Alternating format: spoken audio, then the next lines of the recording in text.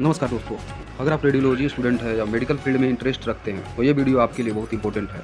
आज हम बात करेंगे बेसिक रेडिएशन प्रोटेक्शन की, यानी कैसे हम रेडिएशन से खुद को और पेशेंट को सेफ रख सकते हैं।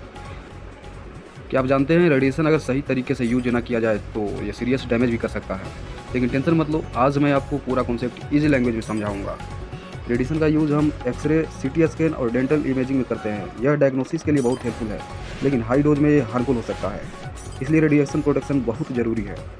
रेडिएशन की डिस्कवरी 1895 में विलियम रोंटगन ने की थी। शुरुआत में लोगों को इसके खतरे के बारे में पता नहीं था, जिससे कई लोगों को बर्न और इंजरी हुई। इसके बाद धीरे धीरे सेफ्टी रूल्स बनाए गए। रेडिएशन एक्सपोजर को कंट्रोल करने के लिए लिमिट्स तय की गई है। रेडिएशन वर्कर्स के लिए लिमिट होती है 20 मिली सीवर्ट पर ईयर और पब्लिक के लिए सिर्फ 1 मिली sievert per year.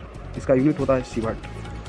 Radiation safety के लिए इंटरनेशनल रिकॉग्नाइजेशन गाइडलाइन देती है। सबसे इंपॉर्टेंट प्रिंसिपल है ALARA, as low as reasonable achievable, यानी रेडिएशन एक्सपोजर को इतना कम कर सकते हैं उतना कम रखें।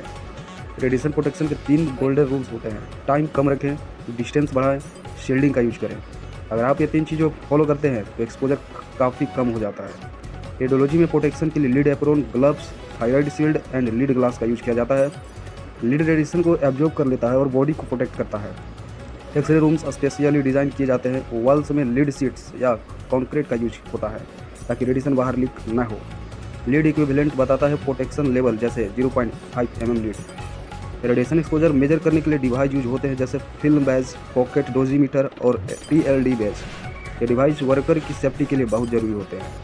फिल्म बैज सस्ता होता है, TLD ज़्यादा एक्यूरेट होता है और पॉकेट डोजीमीटर तुरंत रीडिंग देता है। इसलिए सिचुएशन के हिसाब से इनका यूज किया जाता है।